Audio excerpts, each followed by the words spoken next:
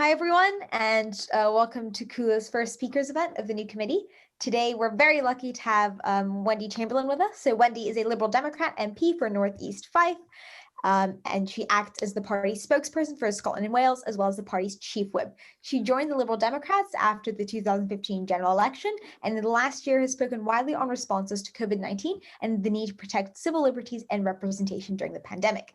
Thank you, Wendy, for coming to speak to CULA, and we are delighted to host you. We're delighted to host you, and we hope this evening's talk is engaging and fruitful for everyone present. So we'll start with a 10-minute address from Wendy, where she will discuss her experience as an MP, and then we'll move to an audience-guided dialogue. So please do send your questions through the private chat function to the CULA Zoom account, or you can send them publicly, and we'll just kind of process them and ask them after Wendy has finished speaking. Thanks again, everyone, for coming in. Wendy, we'll let you take it away whenever you're ready. Great, thank you very much, Stella, and thank you for having me along this evening. And I suppose, first of all, an apology. I think I was due to speak to you all earlier in the year and wasn't able to because of votes, and that's an ongoing challenge for me as Chief Whip during COVID. But I will come to that in terms of my reflections on my first, goodness, coming up 18 months since elected. So one of the things I've said in relation to my sort of first term as an MP, or what the challenge is I talk about a Venn diagram of the skills to be an MP, the skills to be a candidate, and the skills to be a people manager. And those are the three sort of circles that I'm attempting to kind of push into the middle over this session of Parliament, whenever it ends, May 2024, looking like it in the first instance. And the reason why I say that is because I think there are three quite distinct skill sets. And I think it's quite interesting, obviously, Stella mentioned that I joined the party in 2015. And if you'd said to me in 5 years' time from then, you will be an MP for the party, I would have laughed very loudly. It was never part of sort of my wider plan. It's not something I've had on my career ambition page, but also just how do you join a party and sort of progress quickly, particularly for a party like the Lib Dems, where obviously, as we know, to our cost, we don't have safe seats, particularly after our time in 2010 to 2015. So it's for other parties potentially having a very clear career trajectory of how you come to be an MP is there, but potentially not for our party. So just a little bit about me and my kind of background. Wendy Chamberlain, I've lived in Fife. I live just outside the constituency for about 16, 17 years now, but originally from Greenock. Did an undergraduate degree in English language and literature at Edinburgh between 94 and 98, and then joined the police service as a police constable in 99, which was Lothian and Borders Police. We now have the single police service in Scotland, Police Scotland. Served as a police officer for 12 years in a variety of roles, including child protection, family protection, response, community policing, and then moved into working for the Association of Chief Police Officers in Scotland in relation to HR, personnel and training, and then worked in the Scottish Police College until 2011 when I left the service.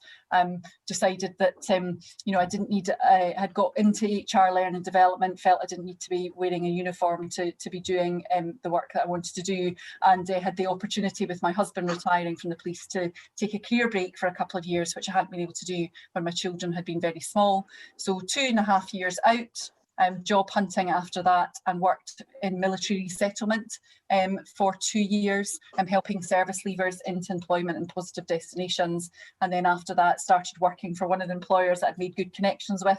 If I couldn't find a job for myself, I didn't really belong finding jobs for other people, and worked for Diageo, the drinks manufacturer, for 4.5 years, or just over 4 years, until I was elected.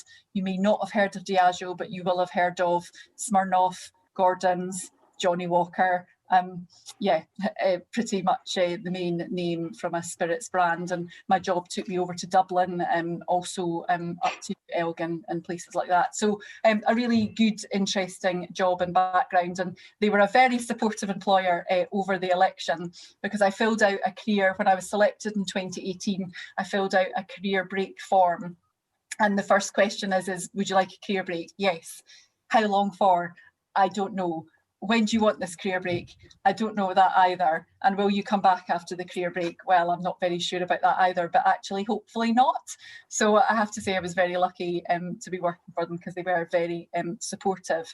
So joined the party in 2015, really was just a usual activist, delivering leaflets, getting involved locally. And really what changed everything for me was the snap election in 2017. North East Fife had been held by Ming Campbell, former leader, now in the House of Lords, from 1987 until he stood down in 2015, when it turned SNP as a result of the tsunami of seats the SNP won in 2015 after the independence referendum in 2014. And it was lost quite narrowly, so it became one of our target seats and was an all-women shortlist. And basically Willie Rennie, who's the leader of the Scottish Liberal Democrats and the MSP for North East Fife, which pretty much is a bit my constituency, and I've got a bit more, but wholly contained within my constituency, said, I think you'd be somebody who'd be really good as a candidate. So I laughed a lot, and then I went away and had to think about it, knowing that he was talking to other people, and thought, well, why don't I apply, get on the bus, see how long it takes for me to get thrown off, and find out whether it's a process I enjoy or whether I think I can do it. So it ended up being myself and one other candidate who was a long-standing councillor in the constituency, who was actually retiring from being a councillor, and she was literally introducing me to people as they came into the emergency hustings that we had. So I was quite realistic about my chances, but the local party were lovely. During the election I worked really hard, and I was a paper candidate in Stirling, which was a good opportunity to get involved in hustings, do some of the local press. I do remember doing a piece with Stirling Radio where it was a conversation about the party and the policies, but also you were to choose 2 favourite songs, and I probably took a lot more time worrying about what the favourite song should be as opposed to anything else. But obviously after that, 2017, North East Fife became the most marginal seat in the UK, with only 2 votes between ourselves and the SNP, and Elizabeth Riches, who had been the candidate, decided not to apply again. So we then ran a selection process in June, July 2018, and you know, I had worked really hard, got to know the local party well, and it stood me in very good stead. I stood against in this election a QC and a politics lecturer, and I have to say I definitely felt the sort of, you know, imposter syndrome hand on my shoulder. But I suppose my presentation was I was obviously a real life candidate with real life experiences and background, and could understand, particularly when people find themselves in difficulties. And that was it until the general election in 2019. So just reflecting and moving on in terms of briefly about the election, but then on to my experiences as an MP, is in terms of facts and figures about North East Fife, we had the lowest Labour vote in Scotland, below 5%, and we saw the biggest fall in Conservative vote anywhere in the UK other than the Speaker's seat. And the reason the Speaker's seat had such a fall is because the Conservatives didn't stand a candidate. But I think that demonstrates how successful our operation was from a targeting perspective. A 2 votes difference bar chart is pretty powerful, because I know what sometimes our bar charts can be ridiculed, but obviously it was a very strong persuader of people potentially who may have usually voted Conservative but didn't want the SNP to retain the seat, and so were able to lend me their support. So I won with a majority of 1,316. Now I actually polled a similar number of votes to what Ming did back in the 2000s, and his majority then was 33% and mine is 3%. So I think that shows, you know, really how politics in Scotland have changed and shifted. But going back to those Venn diagram, what basically happens is that the officer comes out, returning officer, announces the result, and you know, the candidates and the new MP make their speeches, and then as you walk off stage, and I was doing that knowing that Jo Swinson had lost her seat, so for all that obviously it was a success for us in North East Fife, it was not turning into the night the Lib Dems had hoped for, is you're handed a brown envelope that says Member of Parliament. It's a little bit Mission Impossible, and inside is like a letter that says phone this number, which is basically your accommodation for the first week, plus your travel gets sorted, and a wee booklet of what to expect in your first couple of days. And that's literally it. And you go down to London on the Monday morning, as I did, still pretty sleep deprived. And the first thing you do is you get your laptop. And and an iPad. And when you open the laptop and are logged into the system, as the nice guy from IT shows you, your MP mailbox is already up and running, and emails are already streaming in, and nobody has access to that mailbox other than you as the MP, because you don't have any staff to manage that system. And I suppose, you know, that I think that's one way that you know, the way Parliament works has not recognised the way that means of communication have changed and developed. In the old days, you know, when Ming was first elected, he needed to set up an office at Westminster and one in the constituency and a phone number and an address. And that would be the way that constituents would get in touch. Whereas for me, they're getting in touch via email, they're getting in touch via Facebook, they're getting in touch via Twitter, all those different platforms. And it's very easy, I think, to get overwhelmed very quickly. And if I think about the people management bit, I think the other challenge is the fact that actually you want to choose really good right people and to run a robust recruitment campaign, recruitment process, and that should take some time, but actually it's very difficult to do that.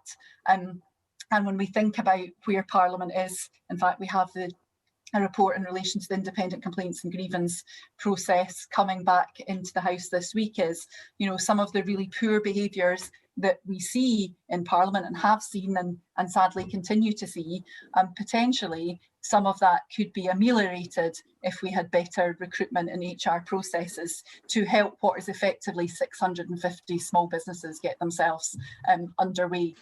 So that's something that I feel quite strongly about. And early on, before COVID, I did a bit of work for Alistair Carmichael, who was Chief Whip then, looking at our processes from a complaints perspective, which has basically ensured that if I receive a complaint now as Chief Whip in relation to one of our MPs that fits the criteria of the Independent Complaints and Grievance Scheme, that is where I will put the complaint rather than running a Lib Dem only process. You know, if we support an independent process, we should be comfortable to be judged by it. So I think that's been an important development and something I've very much tried to do to kind of encourage you know, staff to feel confident that we are good employers as MPs, but overall as a party, it's about living our values, isn't it? So just on the last year, I remember Christine Jardine about 5-6 months before the election saying, you know, what portfolio, if you had to choose, what portfolio would you like if you got elected? And I said, well, I want to be a big enough parliamentary party where I don't have to worry about that. But sadly, it was not to be. So I started out, obviously, we had Ed as temporary leader for a number of months with Scotland, Wales, Northern Ireland, constitutional and political reform and international development. And realistically, what can you do with that number of portfolios? And probably my proudest sort of achievement over that sort of 7-8 months was securing an urgent question in relation to the DFID merger, you know, which really did, and we're still seeing the implications of that now. It was an urgent question today from Andrew Mitchell about cuts to the official development assistance budget, which is actually impacting on universities. St Andrews University has seen cuts because of cuts to the UK research and innovation funding as a result of the ODA budget being decreased. You're actually seeing implications for universities as well as in developing countries. But in September, when Ed was elected leader, I took over as Chief Whip from Alistair Carmichael, who's been hugely supportive. I've got my mug, but it's a very, I suppose, is there a job description for Chief Whip? It really is, you know, that you're there to try and ensure that the wishes of the leader are carried out. But the reality is this is not a chief, you know, I'm not carrying out the role of Chief Whip as it would normally be. We don't have remote voting. We had that during the first lockdown. The government have not granted it again. What we have is a proxy voting system where basically that results in me carrying all the proxy votes for the Liberal Democrats plus Stephen Farry from Alliance just now. So to be honest, 1 line, 2 line, 3 line whip is meaningless. It's just, am I there to vote? So I think we've got 7 votes lined up tonight. So it's very good for the step count, walking round in a circle. And clearly Parliament is a very unusual place I don't know what normal looks like in this place, because we're limited to 50 in the chamber until the social distancing guidance changes from Public Health England, even as we sort of reopen up and restrictions lift. If that restriction doesn't lift, I think virtual participation in some form will remain. I think we would like to see more opportunities for virtual participation, but I also accept some of the arguments from others in the House that the sort of standard of debate has completely diminished or disappeared because people are basically reading out 3-minute speeches on a television screen. You're not getting that kind of, sort of backwards and forwards. And I think there's definitely that bit around atmosphere in the chamber. I think in a normal parliament, Gavin Williamson would have resigned in the last in the last year, because the pressure that a full baying chamber would have brought brought him low.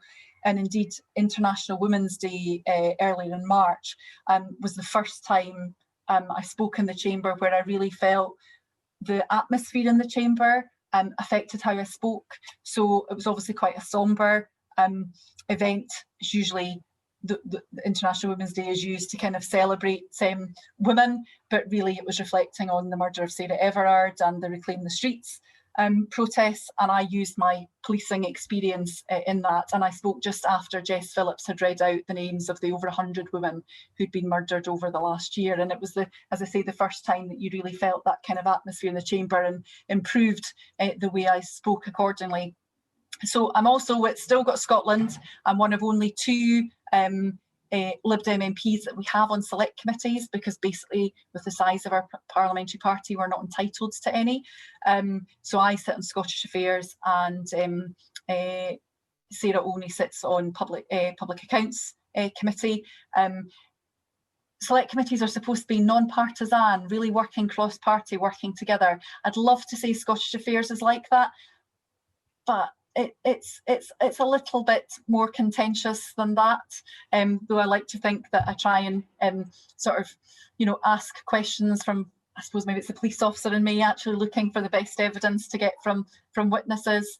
And from a Wales perspective, I do probably have to be quite reactive, because we don't have any representation in the House of Commons from Wales, which is the reason why I'm carrying that portfolio. And I suppose you potentially don't want to draw too much attention to the fact that that is the case. But I'm doing PQs etc. for them whenever I can, and that's kind of it. It's been quite a lonely 18 months, if I'm honest, and because I was here for votes consistently, I've regularly been the only Lib Dem MP here in Parliament.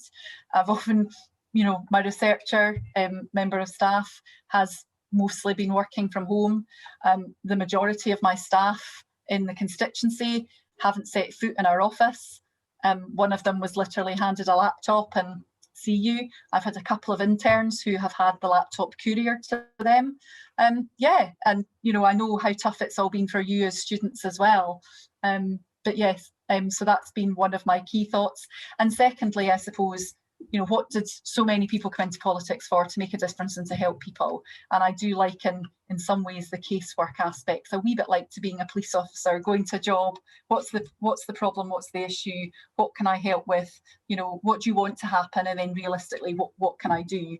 And I think we worked out my predecessor was probably averaging about 4,500 cases a year, and we had over 7,000 in my first year. So that gives you an idea of the jump that we are seeing, as well as the usual Write to Your MP campaign emails on a variety of issues. So my sort of 2 topics that I've received the most casework on over the last year is a certain Mr. Cummings's trip to Barnard Castle and Black Lives Matter. So that shows you that, regardless of the constituency, people are really engaged on those issues. And I'm conscious now I've been talking for a good 15 minutes. So with that, I will come to an end. Thanks.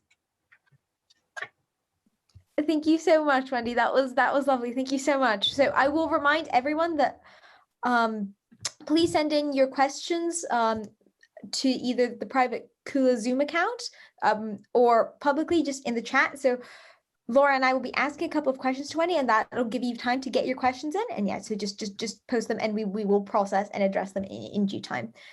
So right, I'll start us off. So what So as chief whip, your kind of primary role in that is to kind of maintain cohesion within the party and ensure everyone is voting in a way that is kind of representative of what the Lib Dem central apparatus wants. So what challenges has COVID-19 presented to maintaining cohesion in the Liberal Democrat Party?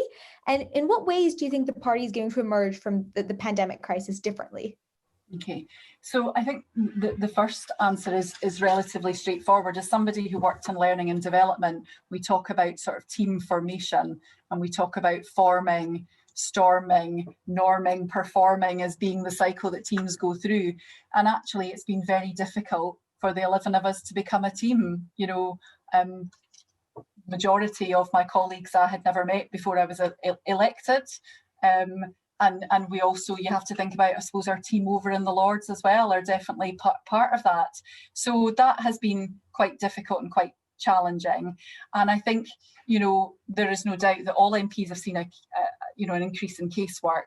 So we've just all been working incredibly hard. So sometimes it's been quite easy, and I'm sure you'll recognise this, that you're in your own bubble, you're in your own echo chamber, and potentially, constant Zoom meetings aren't the kind of best for everybody. In terms of the whip's operation, I became chief whip at the end of September, and then our head of the whip's office left at the end of November. So I effectively have two teams. I have my constituency team that I line manage, and then I have the whip's office team.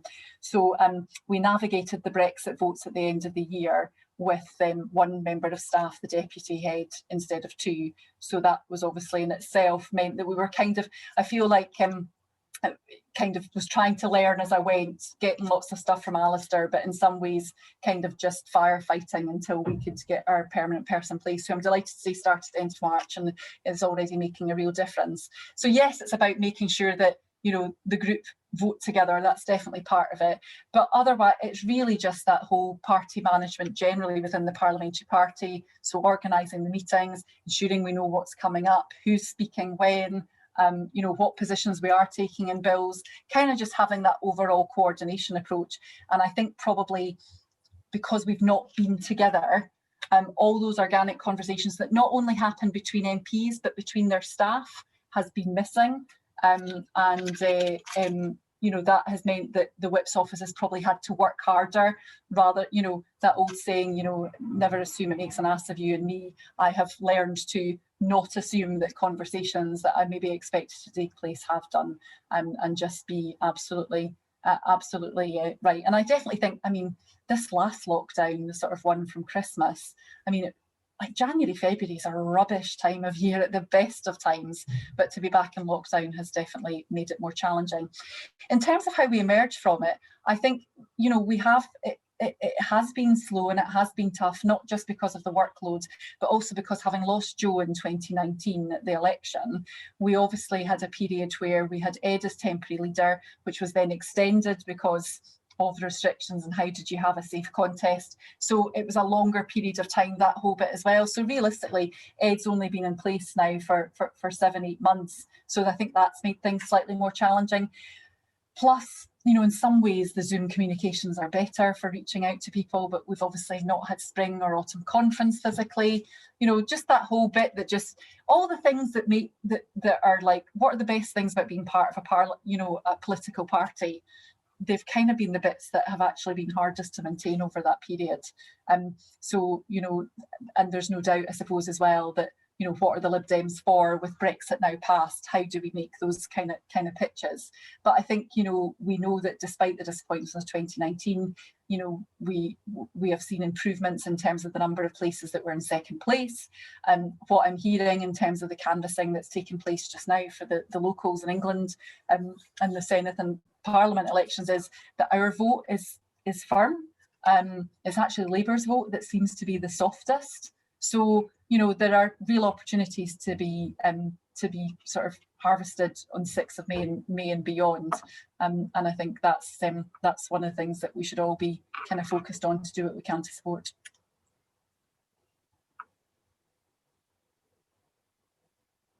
Following on from that, I was going to ask, how difficult a job is it whipping our current Lib Dem MPs into line generally? I know we're quite an eccentric bunch as a party. Have you found that they come together quite easily, or is a bit of arm twisting required? I think the secret is to keep talking. And so, you know, Brexit is a good example from the perspective of, you know, I think you could reasonably have made an argument. Obviously, the Brexit deal came in very late, and to be honest, later than the government wanted as well, because I certainly remember having conversations with the government chief whip saying, I don't have any business to show you because this is the bit where we expected to have the deal to look at, and it was, you know, the parliamentary business was basically filled with rubble. But realistically, you could make a case in terms of the Brexit deal for the Lib Dems to vote any of three ways. So vote for the deal, which is obviously what Labour did, which is we don't like this deal, but we don't want a risk of no deal. To abstain and say we don't like this deal and we're not going to vote for it, but we're not going to prevent it, or as we did, to vote against it because it's just so terrible and actually no deal isn't part of that calculation. So yeah, we tend to just keep talking. The other one obviously is the Coronavirus Act. We obviously, for all that people just started noticing in March, oh look at the Liberal Democrats being all liberal. We had voted against the Coronavirus Act in September as well. So the secret is kind of early conversations and keep talking. But yeah, there's no doubt. In fact, Alistair described it to me as, somebody had said herding cats, but how he has described it to me is frogs in a wheelbarrow. So you're pushing the wheelbarrow along and you think you've got everybody in, and then, oh, one jumps out. So yeah, that's kind of where we are. And I suppose, you know, 11 of us, you know, certainly if we had split on the Brexit vote, there was very limited time and opportunity for us to get in the story. So if we had split, that would have been us in the story. So I think when there are 11 of us, there will be a range of opinions being liberals, but I think it is important that we stay together. That's really interesting. That was a slightly cheeky question, but No. So you mentioned earlier that all women shortlists have played a role in your career pathway, but I know people like Jo had mixed feelings about that at the beginning, although she did come round. So did you ever have any reservations about the idea of all women shortlists, or were you always pretty on board with them as a good way of increasing representation? Yeah, it's an interesting one. So if North East Fife hadn't been an all-women shortlist in 2017, would Willie Rennie have made a list and would I have been on that list? You know, have I had that conversation with them? Maybe it's one that I need to. On the other hand, is there a bit of me that's quite pleased that I was selected in 2018 on a non-all-women shortlist? Yeah, I think I would be lying if I said there wasn't a little bit of it. But you know, I think you just have to look at what we now have from a parliamentary party to show that, you know, that it has borne fruit in terms of our diversity overall as a party. And I think, you know, when we look at the demographics of our membership within constituency parties, we're not that different from, at the end of the day, political parties are not particularly diverse. The people that make the decisions. So in some ways, we shouldn't be surprised if they make decisions in line with their own backgrounds. And maybe it's important sometimes that we, you know, tackle that unconscious bias by asking people to think a bit differently. But yeah, you know, you just need to look at the pools. In fact, I'm sure I answered a question similar to this in debate night a few weeks ago, which is, you know, basically political parties members tend to be men and they tend to be white. So if your candidates come from that pool, you're already sort of pushing water uphill to begin with. Thank you so much for that. Okay, so we've got a few, we'll start off with the question asked. You've got a few questions from the audience about the changing dynamics of Scottish politics. So what implications do you think the formation of the ALBA party will have for Scottish politics and the prospect of a new independence referendum? So ALBA, there's a whole, I'm laughing because there's a whole, like, that's been a whole debate in terms of how do you pronounce that. So, and for those who don't know anything about me, my sort of key sort of interesting fact is that I was the first female director on the board of the Camanachd Association, which is the governing body for Shinty, 4,000 players, amateur sport, Gaelic in background. In fact, I have my ball here and I have my stick hanging on my ribbon in the members only cloakroom in the house.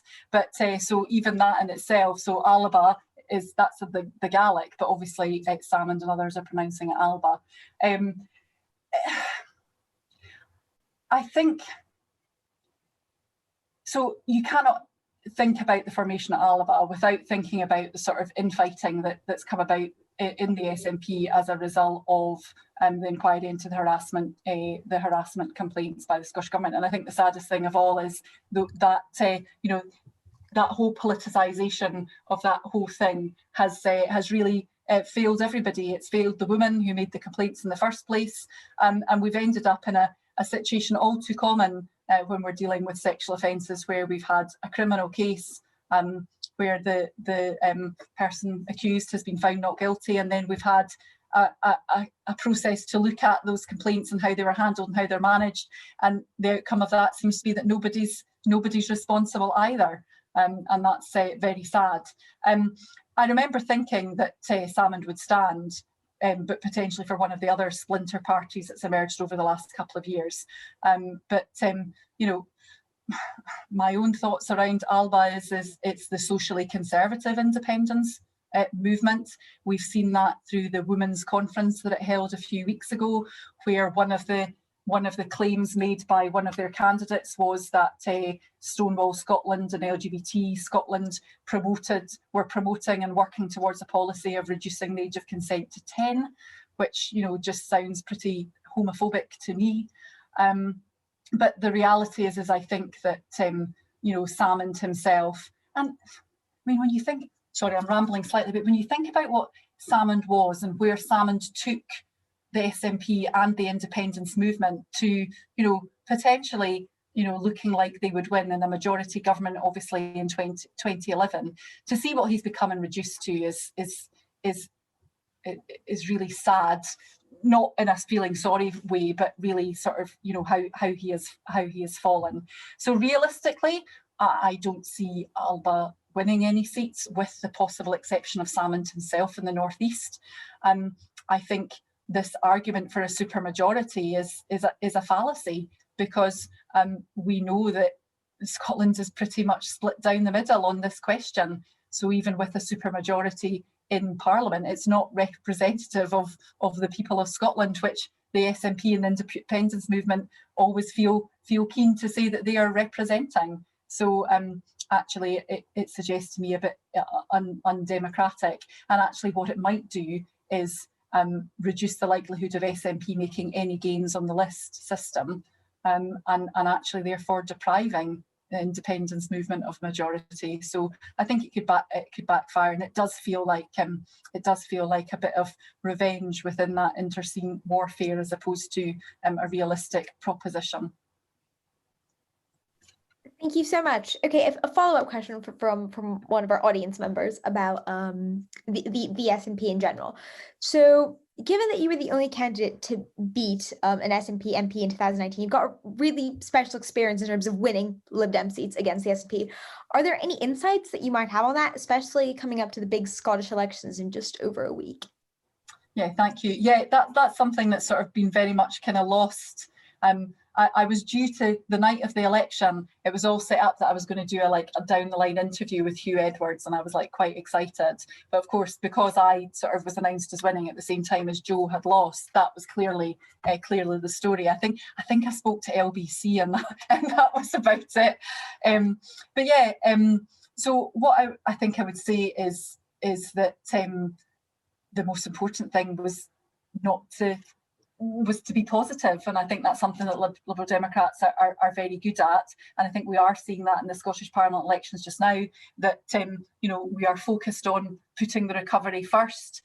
Don't necessarily want to go back over this, we don't want to get into the sort of infighting around independence by a referendum. Actually, what's important is education, mental health, the economy, climate change, and those are the things that we should be focused on, actually making, I suppose, that whole bit of making a positive impact on people's lives.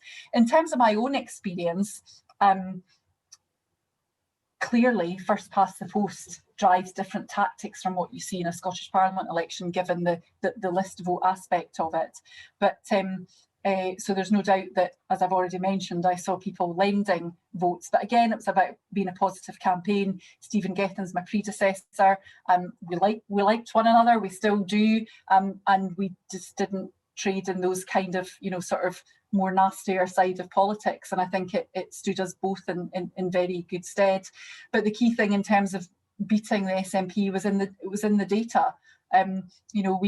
We went to our box counts from 2017 and found that where we'd lost by the biggest margins, we hadn't lost to the SNP, we'd lost to the Conservatives. So we targeted those areas accordingly and visited them 2, 3, 4 times to get our message across. And obviously, whereas for some Liberal Democrats in other parts of the UK, the Brexit argument potentially prevented movement over to us, in North East Fife, I was able to have the conversation for those who didn't agree with us on Brexit, were aligned with us on independence, and clearly that was something. And I did knocking a door in Crail yesterday, I did get somebody say, don't like any of your policies, but you're really good locally and so's Willie, so I'll be supporting them. Okay, thanks. At this stage in the campaign, we move on. Maybe next time I knock that door, I might find out what particularly it is that they don't like. So I think one last question on Scottish politics, and then we'll move on to a slightly different theme. And this is a very speculative question. So should a few years down the line, IndyRev2 go ahead and Scotland leave the UK, putting aside the sort of bureaucratic chaos that would ensue, how do you think that might change the landscape of Scottish politics internally once the SNP have sort of achieved their central policy? Yeah, I think that'll be very interesting, because if it were to happen, I hope very much not, because the SNP is a very broad church, and dare I say it, the formation of Alba kind of represents that, because the people that were in Alba were previously in the SNP, right down from Kenny McCaskill and Neil Hanvey as MPs through to those members that have moved. And clearly that has been that overall focus on independence is the unifying figure. So I don't want to speculate too much, because I don't want it to happen, but obviously potentially there might be opportunities for a Liberal Democrat Party within an independent Scotland. And I suppose what I would say is if you actually look at the manifestos for the parties standing in the Scottish Parliament, what's been commented on is actually the majority of where there is agreement, particularly between ourselves and Scottish Labour, who have kind of pulled themselves in from the left under their new leader, Anna Sarwar. For the Scottish Conservatives, they have recognised that the issues that potentially they have done differently in other parts of the UK, free school meals for one, is not something that they want to get into an argument with in Scotland. So that's there.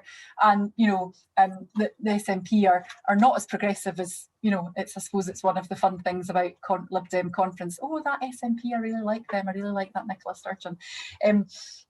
They're not as progressive as we think they are, but there clearly are sort of broad areas of consensus. And I suppose, that's something that we all need to get a grip of as parties. If any of you saw Tom Hunter, the entrepreneur, did a report a few weeks ago, which basically said, Scotland basically needs to grow the equivalent of a Google or other parts to really make up their sort of deficit in terms of productivity and growth that an independent Scotland or dare I say a well-performing Scotland within the UK would need to see. So clearly there are a lot of underlying health issues with the Scottish economy, and for me the SNP are guilty of not really having any degree of industrial strategy.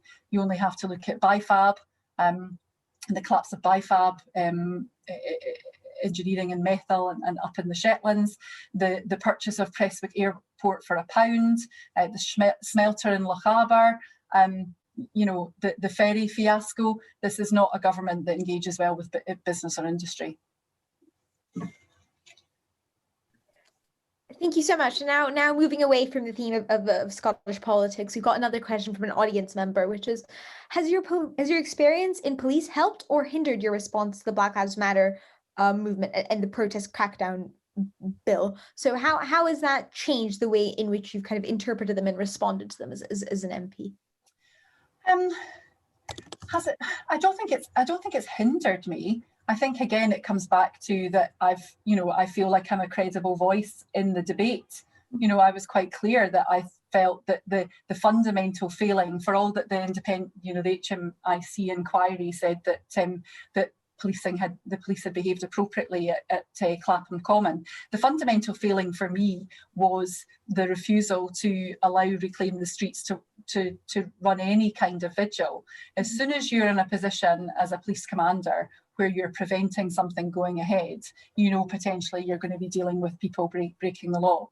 And for me, they should have engaged in some way to make some kind of vigil happen and safely. And I think if they had done that, I think things wouldn't have gone the way that they did. In terms of Black Lives Matter, I mean, one of the fundamental moments for me in my policing career was 3 days of diversity training in, I think, 2007, as a result of the Stephen Lawrence inquiry and obviously the charge of institutional racism against the police. And it was very interesting for me as that point, still in my 20s, a relatively young officer, in terms of the attitudes of others that I served with. And I think we have come a very long way. I think where we still struggle is in terms of representation, about how do we want to have, from a policing perspective, police officers, just the same as MPs, arguably, representative of the communities that they are representing, and clearly we've got a long way to go in that regard. But I certainly think it's policing by consent. That's the fundamental bit for me from my policing past. And so when we're in a position where, as the government are doing with the Policing and Crime Bill, we are basically taking away that relationship between the public and police. That's where you're on difficult ground. And from a civil liberties perspective, I'm in exactly the same place as my colleagues. I don't feel my policing impacts on that, and I think you see that with Brian Paddock in the Lords as well. Does it make me more sympathetic to the challenges? Yes, but I still think it is a police service, not a police force, and that means in service of the public. So thank you so much. And now we're going to shift tone completely, because you've got this came from multiple audience members. It's quite a cheeky question, so we apologize in advance. But basically, so we've seem to remember that you've said your partner has said he's pro-independence or potentially pro-SNP before.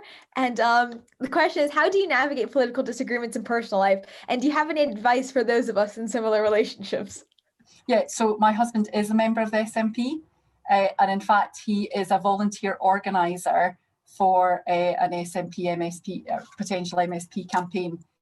So we had so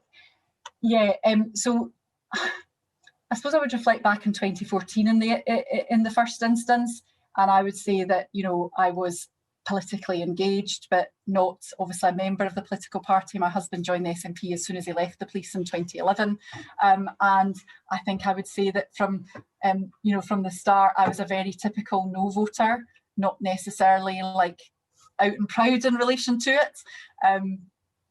That sort of, as we know, the more silent majority, whereas my husband was much more, and he is somebody who wears his heart much more in his sleeve. And we did have a moment, car stickers. I mean, I'm not quite saying John Bercow and his wife kind of levels, but there was a bit of a conversation about that. I think the final straw was where he had kind of drawn yes in the dust on like the back windscreen of the car, and that was the point where the agreement was like no stickers, because it's either stickers or no stickers. So we got to no stickers.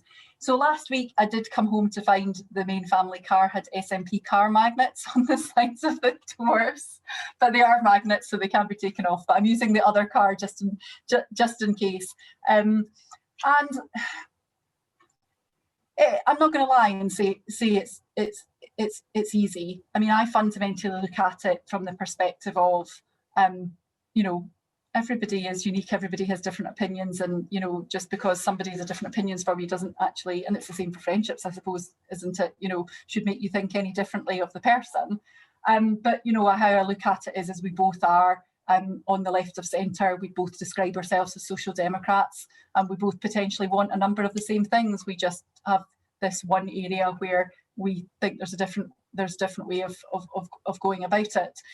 Interestingly, my daughter, who's 16, is voting for the first time, and my husband has been taking the much more, you need to vote this way kind of thing, whereas interestingly I've been a bit more circumspect, saying, what do you think, what engagement? And actually she's engaged really well, sort of looking up candidates, asking questions and things like that, which has been really good. But she did come home from school one day with a picture of graffiti in the toilets at school which said, Wendy's a Lib Dem. And she was like, oh mum, I'm really sorry, like in modern studies, like my teacher sometimes brings you up and stuff. And I was like, well, it doesn't say Wendy's a effing Lib Dem, so I think that's progress. I'm just remembering this is recorded.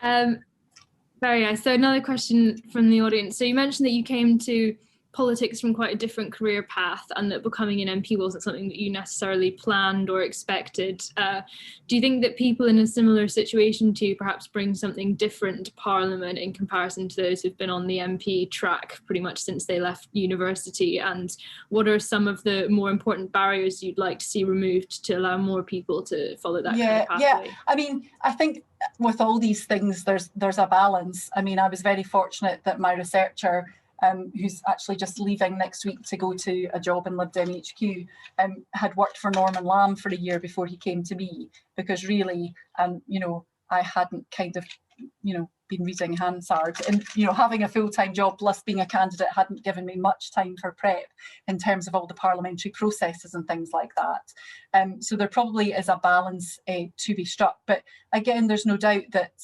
you know, the perception of MPs is out of touch, elite, etc., or in a political bubble. So having people from different backgrounds is really important. The biggest barrier, you know, and if you haven't read Why We Get the Wrong Politicians by Isabel Hardman, I would definitely recommend it, is money. You know, it's cost.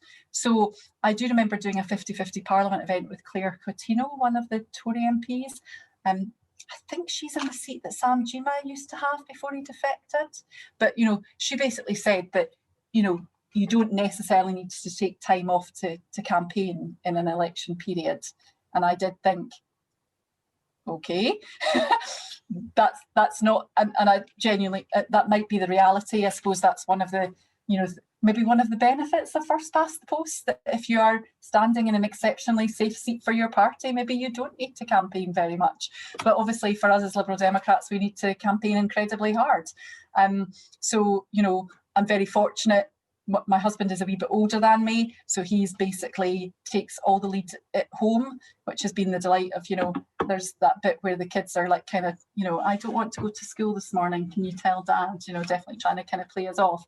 But that meant that I could totally be working plus basically, you know, do 13-hour days up to the constituency to knock doors. And then when I took my career break, I was very fortunate that I had kept the sort of bonus, the Diageo bonus that usually paid for the October holiday. I had kept that, and that was basically what we used as a family during the 2 months of the short campaign in October and November.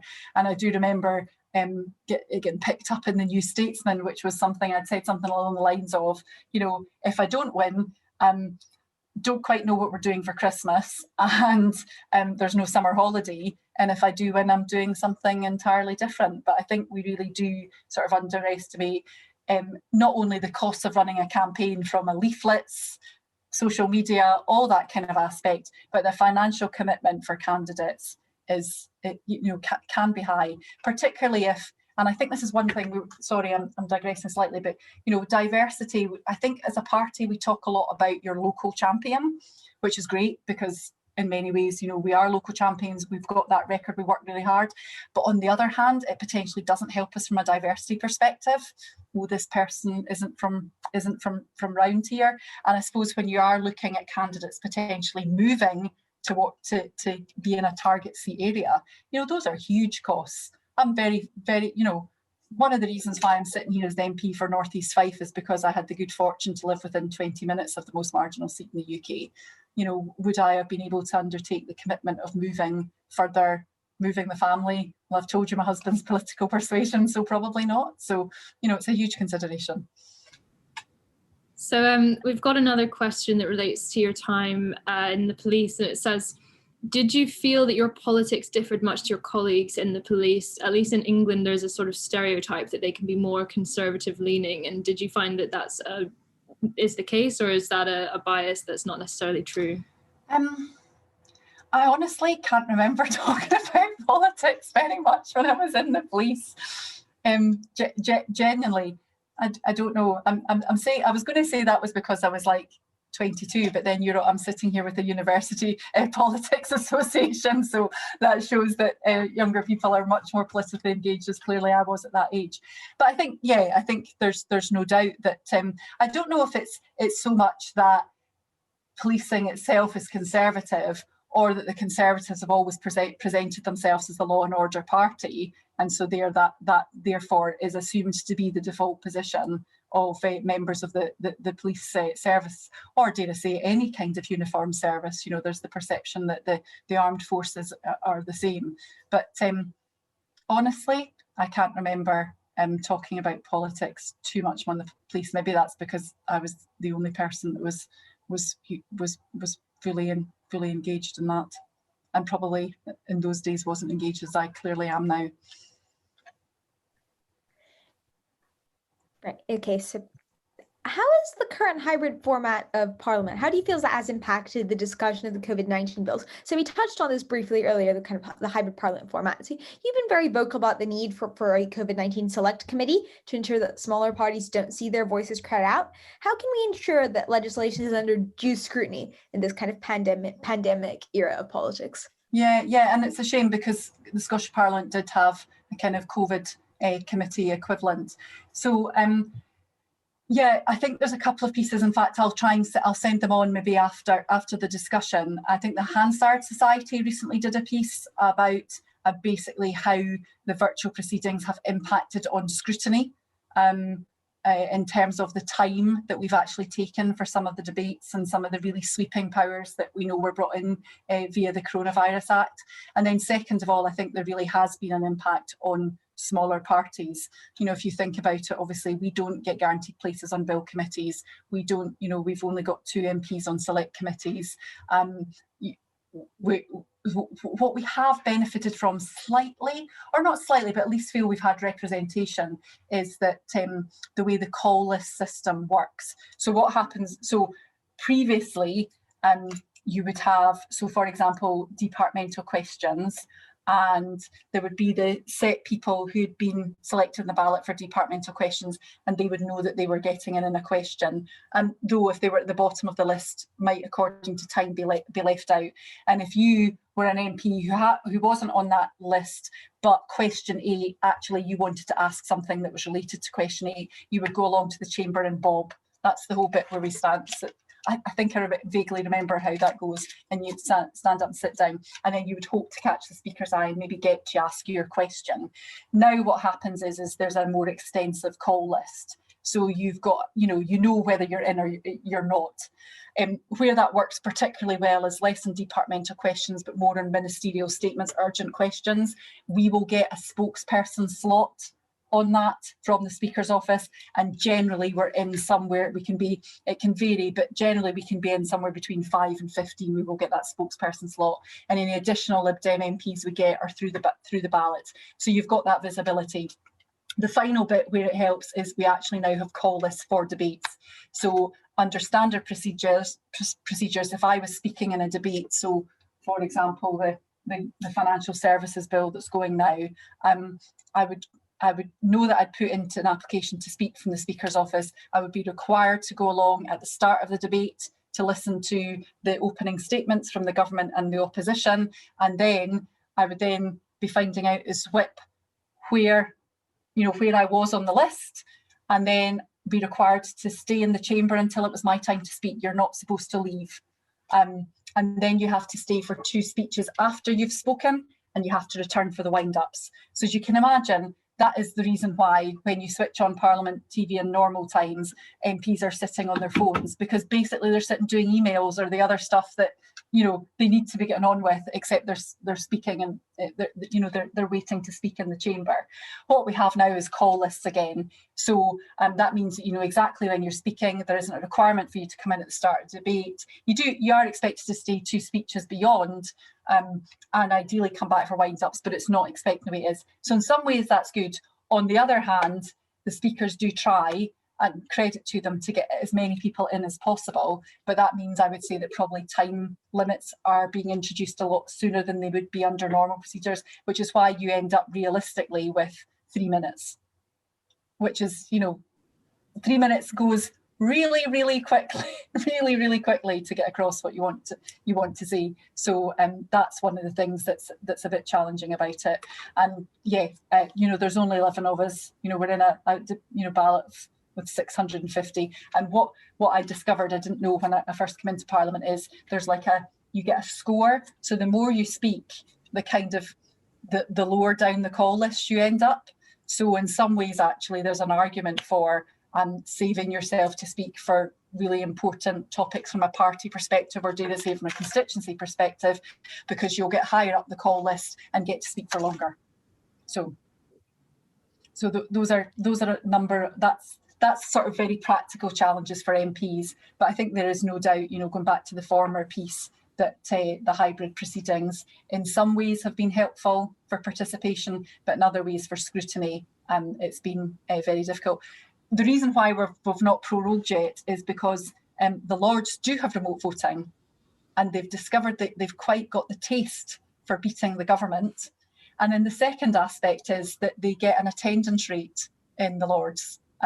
So even if they're attending only to vote, they will get an attendance allowance. So actually, in some ways, you could argue the processes have incentivised the Lords to keep defeating the government. So we've got a number of votes today, we've got a number tomorrow, and we'll go right on to Thursday and potentially beyond if the Lords continue to keep ping-ponging.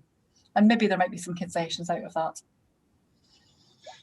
So we've only got 2 very quick final questions, and then we'll let you get away to vote. So the first is, obviously for a lot of female MPs, they have a pretty rough time of it online after they are elected. So how has the experience been for you? Actually, like, touch wood, okay. Like, I really haven't had it too bad. I think I haven't blocked anybody. Change, but I tend to mute people. I've muted a few people, but certainly, you know, in comparison to what Joe etc. has experienced, I've done pretty well. Isn't that sad that, like, I've done pretty well because I haven't had loads of abuse, and maybe that goes back to the sort of positive aspects of the campaign we ran in 2019. Seriously, and I said this to Laura and Stella before the call, after 5 months of 5 months of no haircut, being a cross between Rolf from the Muppets and Brian May, I have had a few comments on my hair, but there is a gif of Brian May blowing a kiss, so that tends to be my response. But yeah, when you hear what other people have, and why it's so gendered, I mean, yeah, it's very sad. I know that, but I am literally at the stage where I have my personal alarm sort of charging in the corner. And one of these days I'll kind of remember to take it with me back to the flat. But yeah, I know I need to get better. We have had a couple of things actually at the constituency. We did very nicely get outside the office. So Willie and I share an office, a bag of used toilet paper a couple of weeks ago, which was nice. But in the main, okay, but certainly I've been approached a few times, and in fact I've got a meeting with Facebook this week on behalf of the party in relation to how we deal with some of that stuff. But so far, anything that we have had to deal with the police for, they've been pretty good. Well, that's very encouraging. I'm glad to hear that be the answer from at least one female politician. So our final question is one that we're going to ask all of our speakers when they come. So if you could have any one magic policy that just seamlessly passed through Parliament, with the exception of perhaps changing from a first past the post system, what would you choose? I think it's got to be something around housing. You know, I don't necessarily know what that is, but if we just look at sort of, the hierarchy of needs, below, above Wi-Fi, oxygen, food, it's having a roof over your head, and clearly what we've seen over the pandemic is that people's situations from a housing perspective have become even more precarious than they potentially were before. There's the reality of, we're seeing at the moment a very overheated housing market, which has got to burst at some point, but would continue to price your generation out of entering the market. And we have to do something about the housing situation across the UK. So we think about, sort of London and those kind of overpricings, and then Molly Nolan in Caithness, Sutherland and Ross, who's our candidate up there, she's 23, and she talks about the fact that, the second homes, and it's an issue for us in the East Nuke of Fife as well, the second homes are preventing young people from staying in their communities and contributing from there. And if we're saying that working from home or living at work is going to be an increasing feature of our lives, there are actually the opportunities for people to remain in their communities. Well, when the broadband improves, but that's certainly the direction I think we should be going in and looking at. Thank you so much, Wendy. I think that take will be astronomically popular, probably more popular than any other takes we will receive from speakers with CULA. We are very big on our housing policy here. Well, thank you so much for coming to speak with us today. We'll let you go vote now. This has been a fantastic event. We're delighted we could host you. Okay, thank you very much. I tend to not be very rehearsed at these things, so if there's anything that you want me to follow up from a question perspective that I've not answered as well, or you're looking for more detail on, please do get in touch and I'll go and find it. But I tend to prefer to be a bit more spontaneous, so hopefully that was okay. We so appreciate that. Thank you so much, and great. Have a really lovely day. Great, thank you very much. I see a couple of faces like Peter, etc. I recognise. Thanks very much. Take care. Bye-bye.